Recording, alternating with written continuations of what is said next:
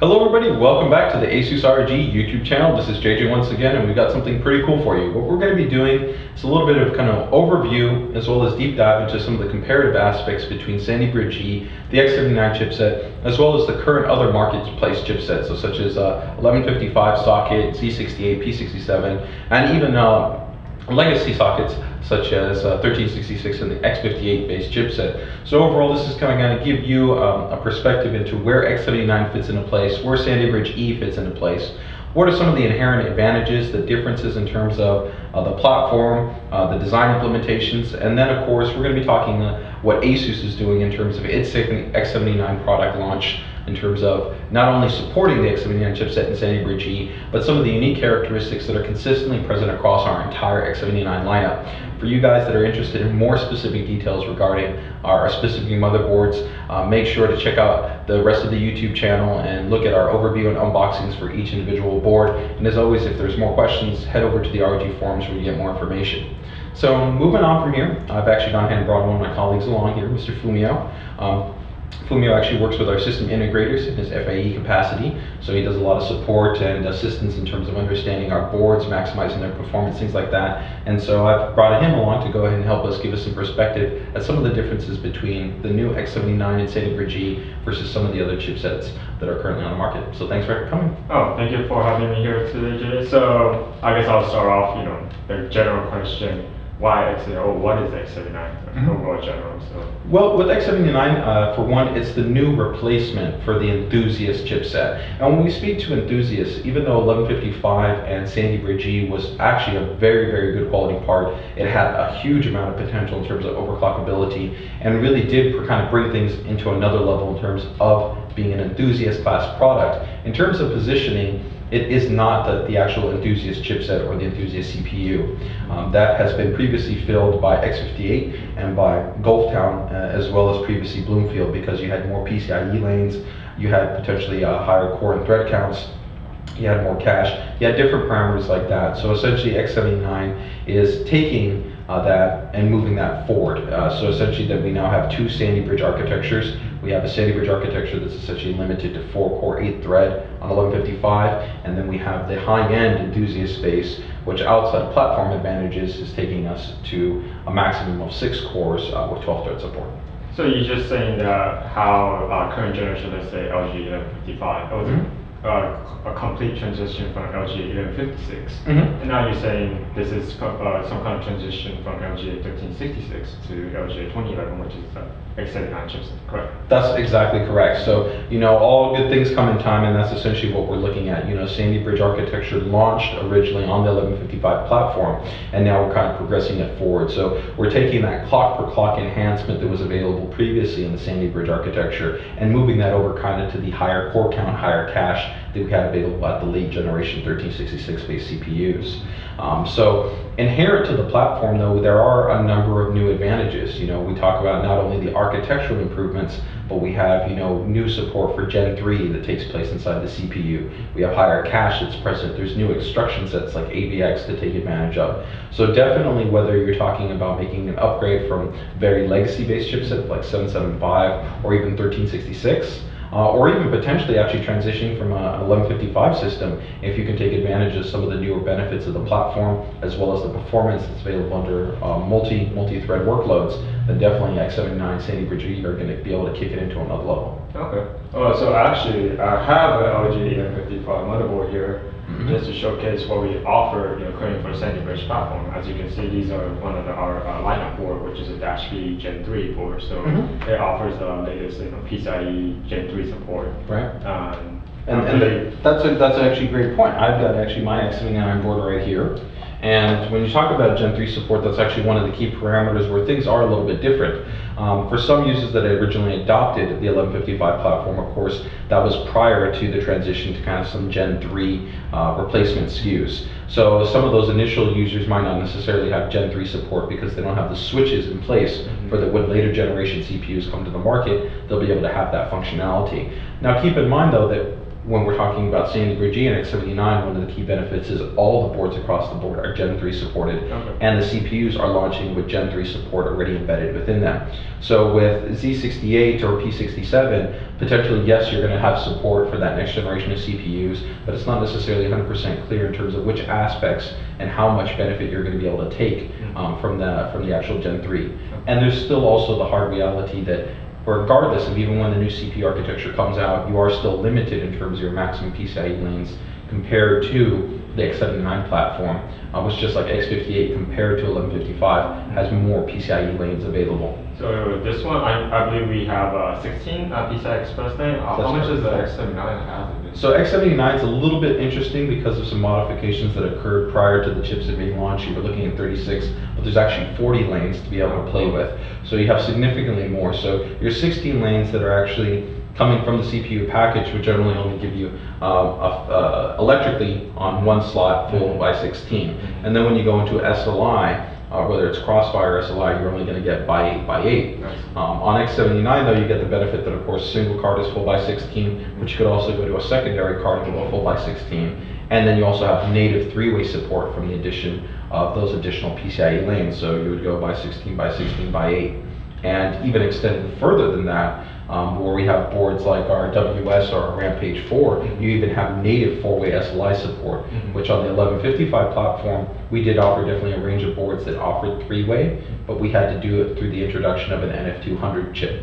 And that added a little bit of latency, even though you got the increase in bandwidth and the required PCIe lanes to enable 3-way support. And 4-way support wasn't even an option. That was still pretty much only exclusive to the X58 platform and boards that had 2 NF200s on them. Okay. So now you're saying majority of our X79 board will not have that particular NX200 chipset to kind of exist the latency or any of the performance needs. 100%. So pretty much across the board, when you're looking at an ASUS X79 board, you know at a minimum you're going to get boards that at least support all the way at the entry level 2-way SLI with full by 16 by 16. And as you continue to progress up, you're pretty much going to look at most of the boards all supporting 3-way. And then, like I said, 2 of our boards even stepping up all the way to 4-way, and without that introduction of that NF200. So that's kind of one of the high-level perspective points. But when you take a look at some of the other advantages that you have when you have more PCIe lanes, you have to talk about actually how the platform works in terms of your end user experience.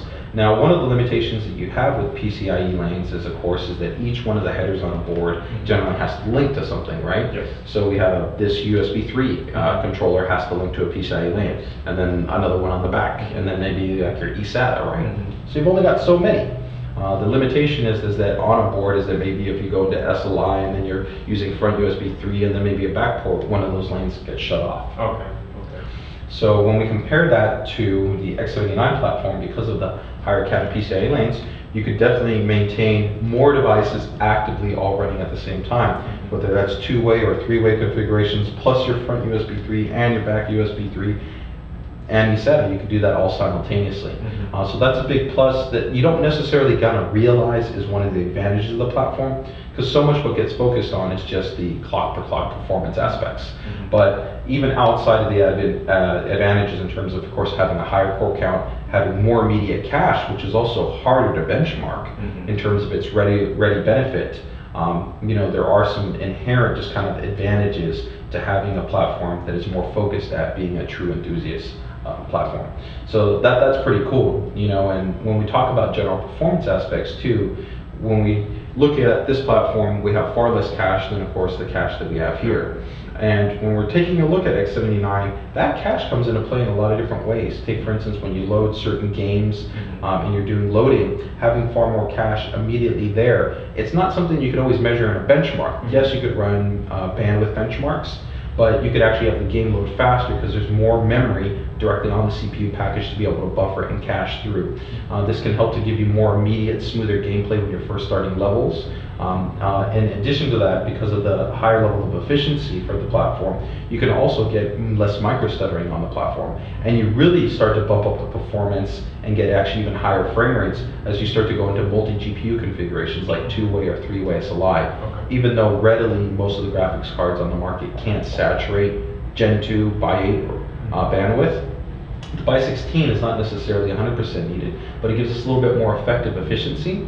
And when we think about 3.0 coming down the road, the other cool benefit is that 3.0 not only gives us a higher ceiling, but it's actually more effective at managing the data that comes through. Okay. It's actually a more efficient protocol. Yeah. Okay.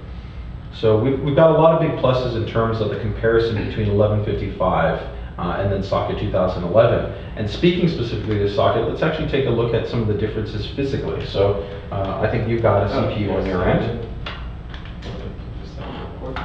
And here I've got my CPU. So we can see that size-wise, it's pretty different, right? A lot bigger than 2011. Exactly. So we've got a very different, and one of that course key items is that here is that we have considerably more cores, right?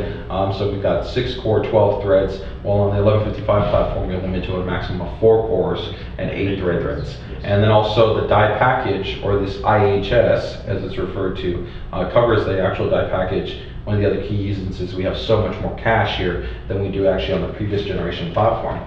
Now, one of the interesting aspects is also the changes that we have physically to the socket. We can see here, this is much bigger board, right? We've got a much bigger socket. We have quad channel memory support versus the dual channel memory support. The VRM is more spaced out, and there's definitely some considerations to take in place.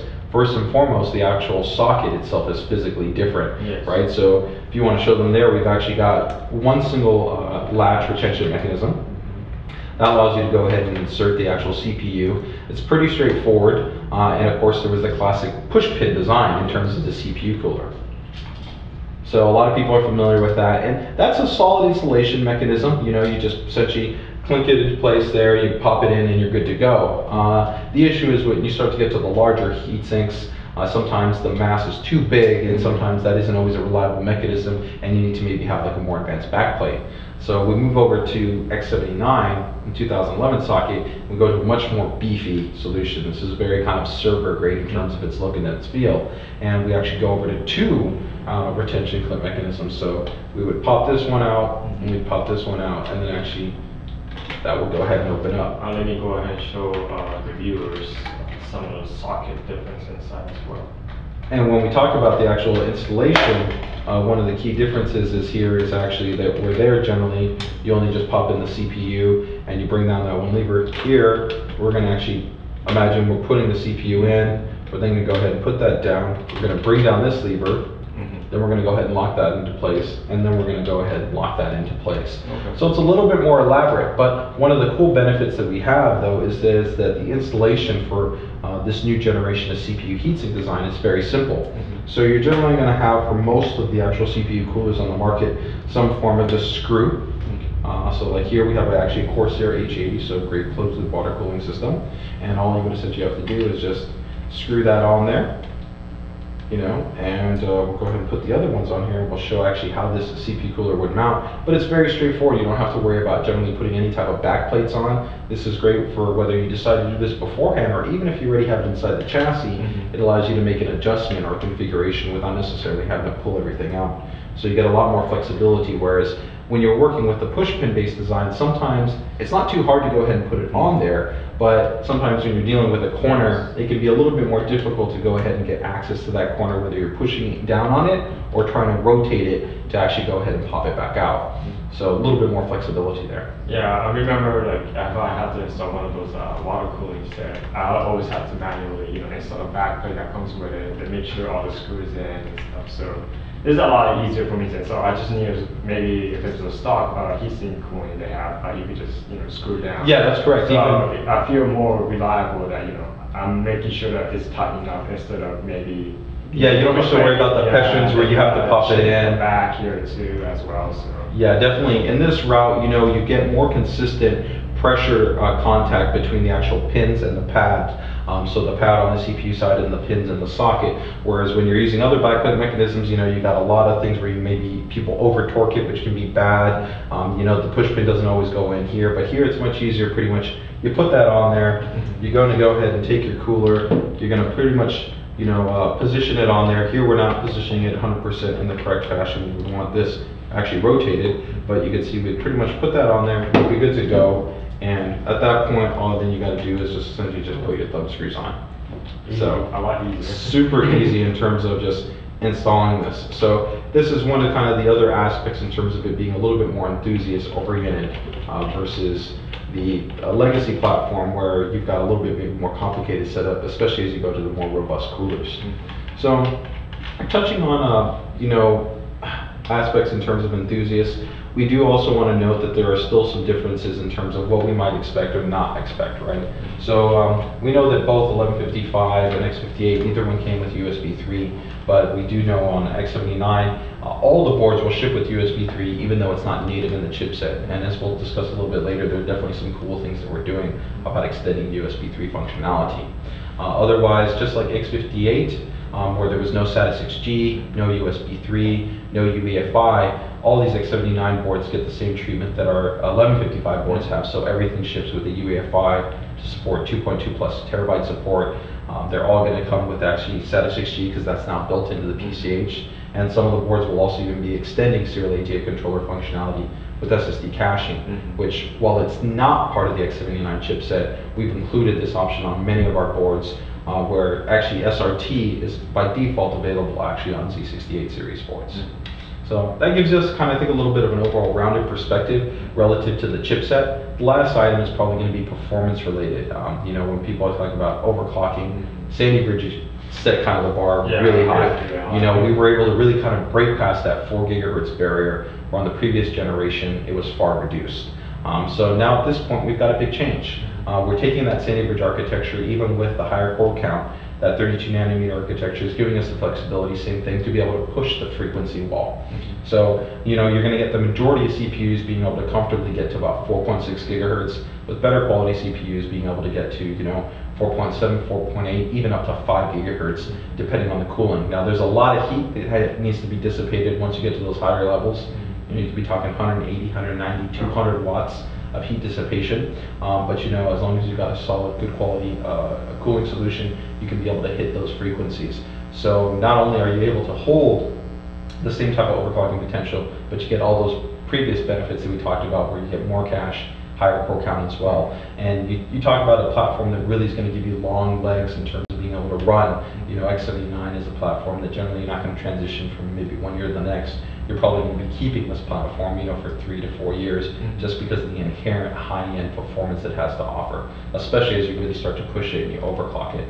So that's a little bit of a difference. For you guys that are interested more so on some of the overclocking changes, things like the introduction of the strap, which is a key difference between this and Sandy Bridge, scaling options and some of those things, make sure to check out the YouTube channel. We have more information for advanced overclockers interested in finding out what are some of the differences.